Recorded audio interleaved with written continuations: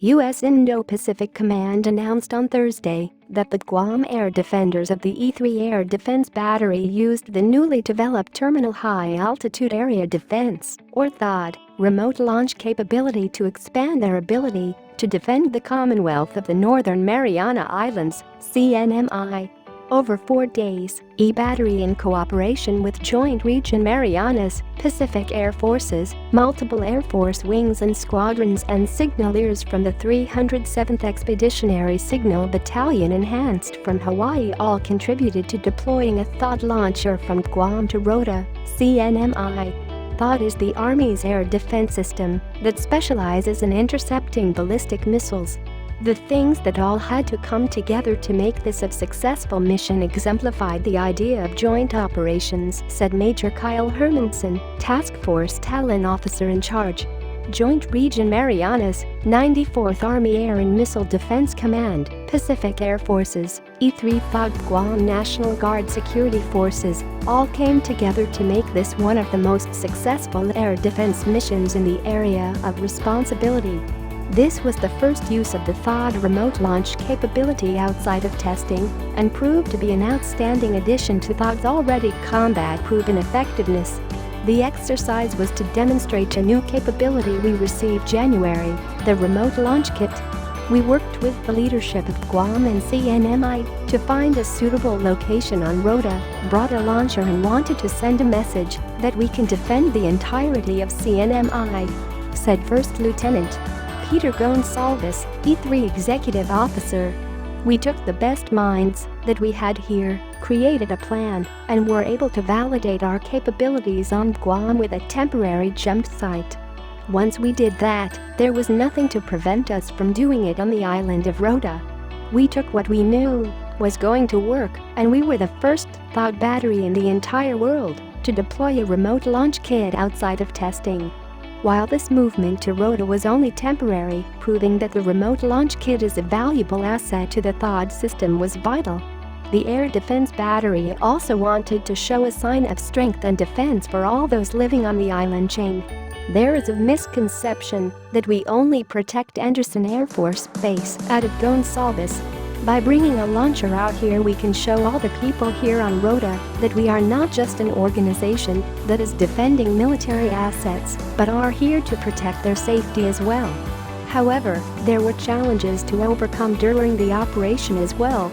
Due to competing airlift requirements, the original plan for airlift fell through, but by leveraging relationships, the 94th AAMDC planners were able to shift on the fly. The 535th Airlift Squadron and the 735th Air Mobility Squadron from Joint Base Pearl Harbor Hickam and the 732nd Air Mobility Squadron from Joint Base Elmendorf-Richardson, Alaska, came through to ensure the mission could be accomplished.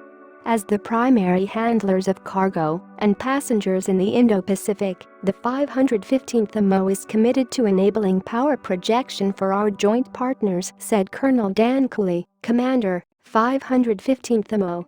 Talon Lightning, integrated with our Nodal Lightning exercise, was an excellent opportunity for our multi-capable airmen to enhance their skills, conduct integrated mobility operations and ensure nodal capacity is never the limiting factor.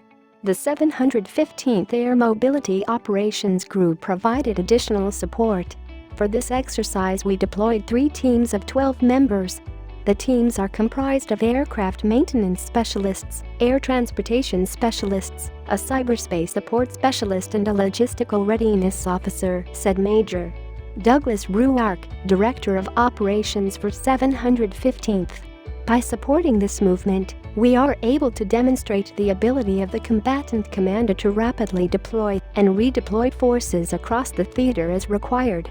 By exercising regularly with our joint force partners, we are also able to exercise more realistic scenarios, support our operational requirements and build relationships and familiarity with each other's processes.